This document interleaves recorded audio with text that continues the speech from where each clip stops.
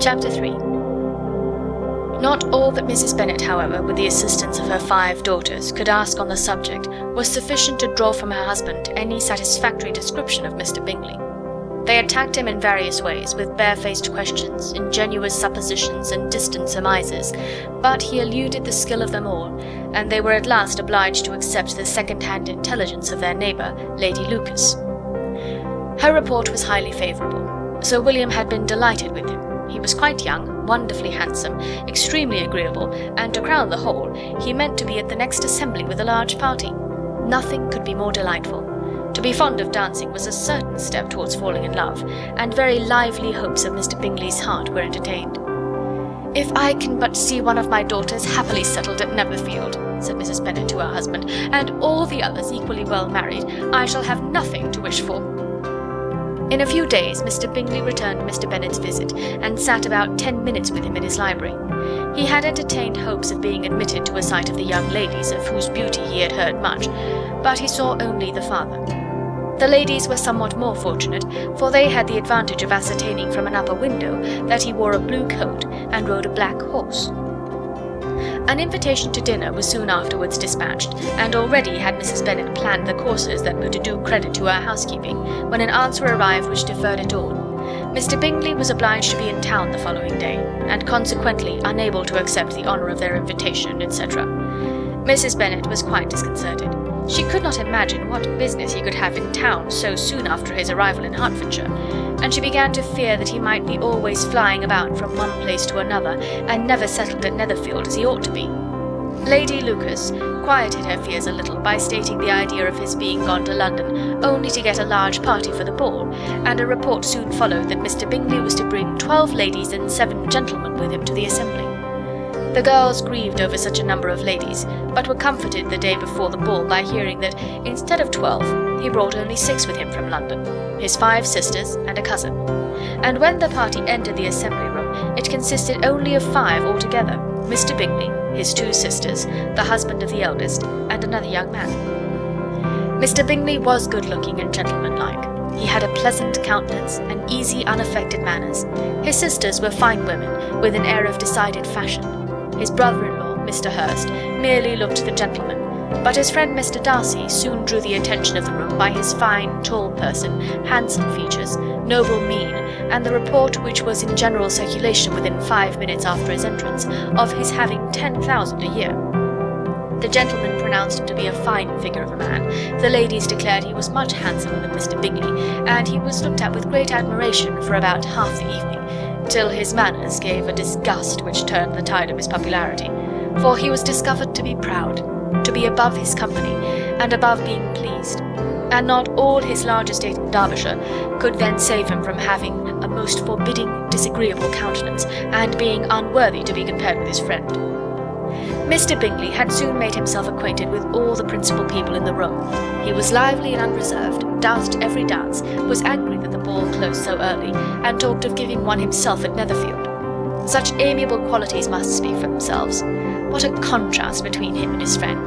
Mr. Darcy danced only once with Mrs. Hurst, and once with Miss Bingley, declined being introduced to any other lady, and spent the rest of the evening in walking about the room, speaking occasionally to one of his own party.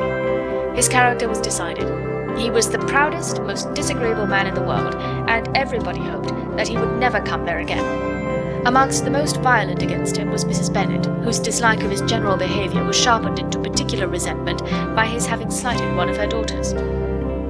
Elizabeth Bennet had been obliged, by the scarcity of gentlemen, to sit down for 2 dances, and during part of that time Mr. Darcy had been standing near enough for her to hear a conversation between him and Mr. Bingley, who came from the dance for a few minutes to press his friend to join it. "Come, Darcy," said he, "I must have you dance. I hate to see you standing about by yourself in this stupid manner. You'd much better dance." "I certainly shall not. You know how I detest it, unless I am particularly acquainted with my partner. At such an assembly as this it would be insupportable. Your sisters are engaged, and there is not another woman in the room whom it would not be a punishment to me to stand up with." "I would not be so fastidious as you are," cried Mr. Bingley, "for a kingdom. Upon my honour, I never met with so many pleasant girls in my life as I have this evening, and there are several of them you see uncommonly pretty." "You are dancing with the only handsome girl in the room," said Mr. Darcy, looking at the eldest Miss Bennet. Oh, she is the most beautiful creature I ever beheld. But there is one of her sisters sitting down just behind you, who is very pretty, and I dare say very agreeable. Do let me ask my partner to introduce you." "Which do you mean?" And turning round, he looked for a moment at Elizabeth, till catching her eye, he withdrew his own and coldly said, "She is tolerable, but not handsome enough to tempt me.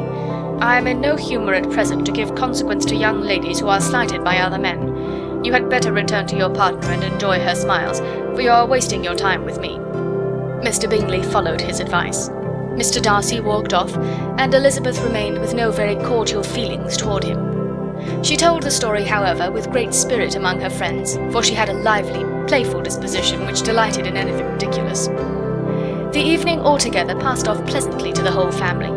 Mrs. Bennet had seen her eldest daughter much admired by the Netherfield party. Mr. Bingley had danced with her twice, and she had been distinguished by his sisters. Jane was as much gratified by this as her mother could be, though in a quieter way. Elizabeth felt Jane's pleasure. Mary had heard herself mentioned to Miss Bingley as the most accomplished girl in the neighbourhood, and Catherine and Lydia had been fortunate enough never to be without partners, which was all that they had yet learned to care for at a ball. They returned therefore in good spirits to Longbourn, the village where they lived, and of which they were the principal inhabitants. They found Mr. Bennet still up. With a book he was regardless of time, and on the present occasion he had a good deal of curiosity as to the events of an evening which had raised such splendid expectations. He had rather hoped that his wife's views on the stranger would be disappointed, but he soon found out that he had a different story to hear. "Oh, my dear Mr. Bennet," as she entered the room, "we have had a most delightful evening, a most excellent ball. I wish you had been there. Jane was so admired, nothing could be like it. Everybody said how well she looked, and Mr. Bingley thought her quite beautiful and danced with her twice. Only think of that, my dear! He actually danced with her twice, and she was the only creature in the room that he asked a second time. First of all he asked Miss Lucas. I was so vexed to see him stand up with her. But, however, he did not admire her at all. Indeed, nobody can, you know. And he seemed quite struck with Jane as she was going down the dance. So he inquired who she was and got introduced, and asked her for the two next. Then the 2/3 he danced with Miss King, and the 2/4 with Maria Lucas, and the 2/5 with Jane again, and the 2/6 with Lizzie, and the Boulanger. If he had had any compassion for me," cried her husband impatiently, "he would not have danced half so much. For God's sake, say no more of his partners. Oh, that he had sprained his ankle in the first place." "Oh, my dear, I am quite delighted with him. He is so excessively handsome, and his sisters are charming women. I never in my life saw anything more elegant than their dresses. I dare say the lace upon Mrs. Hurst's gown—" Here she was interrupted again. Mr. Bennet protested against any description of finery. She was therefore obliged to seek another branch of the subject, and related, with much bitterness of spirit and some exaggeration, the shocking rudeness of Mr. Darcy. "But I can assure you," she added, "that Lizzie does not lose much by not suiting his fancy, for he is a most disagreeable, horrid man, not at all worth pleasing. So high and so conceited that there was no enduring him. He walked here and he walked there, fancying himself so very great. Not handsome enough to dance with. I wish you had been there, my dear, to have given him one of your set-downs. I quite detest the man." End of chapter 3.